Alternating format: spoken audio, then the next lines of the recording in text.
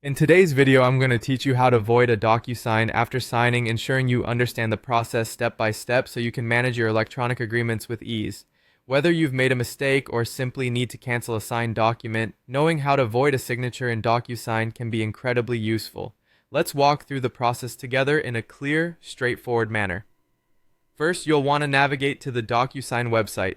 Open your preferred web browser and type in the DocuSign URL, or click your saved bookmark if you've got one. Once you're on the main DocuSign page, you'll need to log in with your credentials. Make sure you have access to the email and password associated with your DocuSign account to avoid any login issues. After you've successfully logged in, your next step is to locate the document you want to void. To do this, move your mouse to the top navigation bar and click on Agreements. This will direct you to a page where all your documents and agreements are housed. Look through your list of documents until you find the one you need to cancel. Once you've found the document, focus your attention on the three small dots or the More option, typically situated near the document's title. Click on this to reveal a drop-down menu containing various options. This is your gateway to manage the status of the document.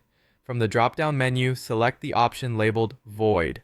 Now, it's essential to know that voiding a document will notify all signatories that the document will no longer be valid. So, make sure you're ready to proceed before finalizing this action.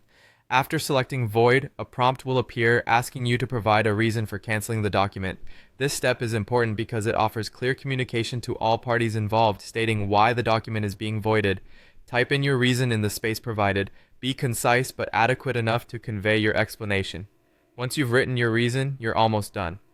Look for another Void button, which usually appears after you've entered the reason.